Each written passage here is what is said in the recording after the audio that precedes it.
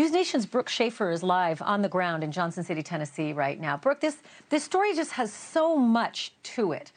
I want to start with where you are right now in front of that very upscale building. You were able to talk to a former tenant, not just of the building, a tenant of Shawn Williams, because he was wealthy enough to own multiple apartments and then rent them out to renters. So you had a chance to speak to one of them. Tell me everything you learned. Yeah, so Shawn Williams was her landlord. She told me that he had a bit of a reputation in this town, and not a good one. She said that he was known for being a little odd, a little socially awkward even. But even beyond that, Shawn Williams, she said, was known for throwing big parties. He would throw these parties in that building just behind me on the top floor. But this wasn't just any party. These were parties filled with drugs and alcohol. Williams, like you said, is alleged to have drugged and raped several women at these parties. So I asked her about them because she was living in the building as all of this was happening. Here's what she told me. He was a guy known for throwing big parties. Yes. Did you ever see these parties? And what were they like? I never went up there, but he would post them on social media. He'd open up the refrigerator and have it full of alcohol. And then he would go into the bathroom and said, "This is the powder room." And of course there was cocaine. I never went up there. Could you hear it though? Could you hear the parties at night? Yes, because people were up and down on the elevator. You know, people would pee in the elevator. I mean, women would run onto our floor. People would knock on our doors trying to find the party. Just the way he would look at young women.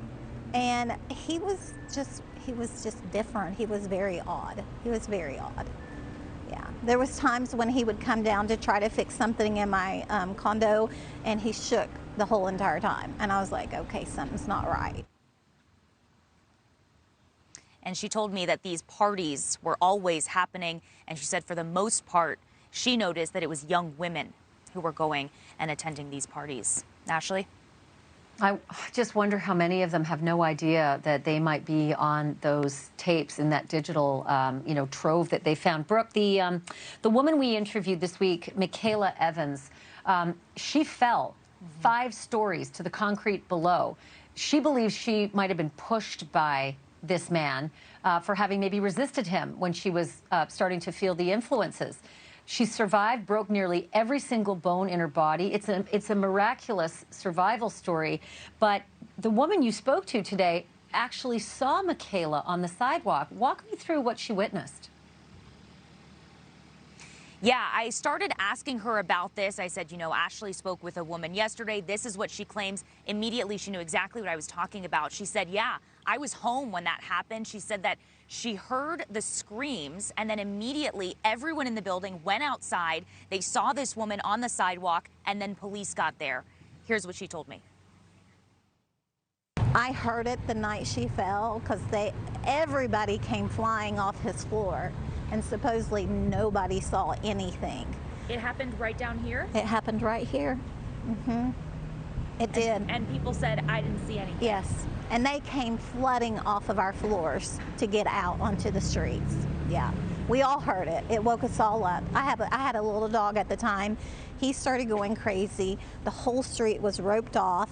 And when I ran down, the police was holding the side door and she was laying on the sidewalk. FBI had swarmed the next day, was questioning us, and then Shawn was like, "Did you talk to them? What did you say?" And I said, "Look, Shawn," I said, "I was asleep." "Well, I didn't do anything." What's this woman's name? Cynthia what? Yeah, and so that woman, Cynthia, even told me that Shawn Williams apparently threatened her after this, trying to tell her not to speak to the police. She told me that she did talk to the police anyway, but of course she was no doubt a little bit scared after that. Unbelievable. Well, yeah, I can imagine.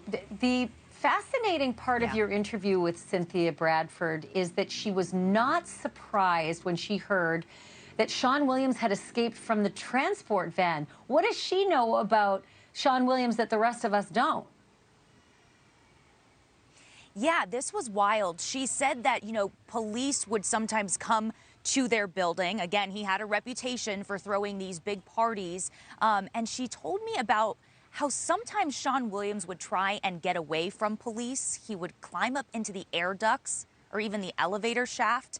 Thank you for watching. Go to newsnationnow.com to find NewsNation on your television provider. And don't forget to click the red subscribe button below to get more of NewsNation's fact-driven, unbiased coverage.